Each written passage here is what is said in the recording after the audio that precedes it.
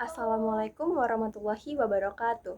Perkenalkan, nama saya Mita Aprilia dari kelas 12 Duta.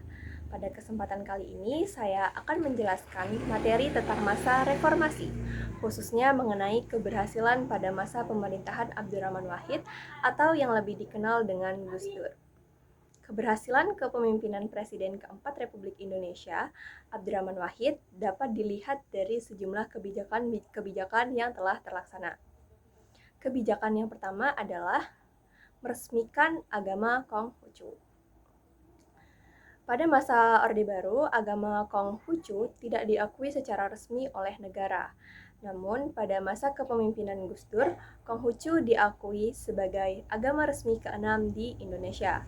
Artinya, negara mengakui hak beragama penganut Konghucu secara penuh dan setara dengan pemeluk agama lain. Kebijakan yang kedua adalah memperbolehkan perayaan Imlek secara terbuka. Sebelumnya, perayaan Imlek dibatasi dan cenderung dilarang karena dianggap bukan bagian dari budaya nasional. Pada masa kepemimpinan Gus Dur, perayaan Imlek diperbolehkan secara terbuka, sehingga masyarakat Tionghoa tidak lagi harus merayakan Imlek secara sembunyi-sembunyi. Kebijakan yang ketiga adalah pencabutan larangan penggunaan huruf, nama, dan simbol Tionghoa. Sebelumnya, penggunaan huruf, nama, dan simbol Tionghoa dilarang tampil di ruang publik. Melalui kebijakannya, Abdurrahman Wahid mencabut larangan tersebut sehingga identitas budaya Tionghoa dapat diekspresikan secara terbuka dan diakui sebagai bagian dari masyarakat Indonesia.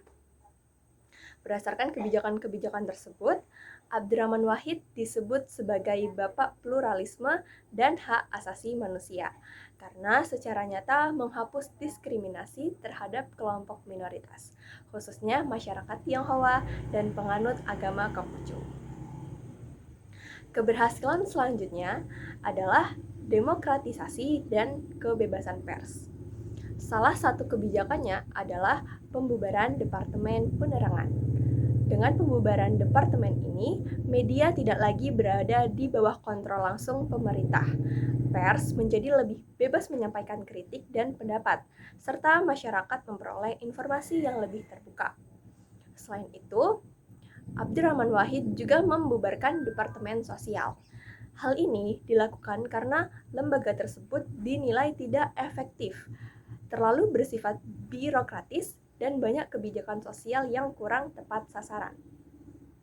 Keberhasilan berikutnya adalah reformasi militer dan hukum, yaitu pemisahan TNI dan Polri.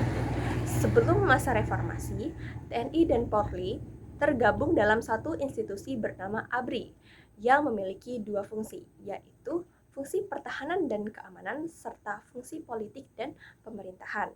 Akibatnya, militer sering terlibat dalam urusan politik dan pemerintahan sipil.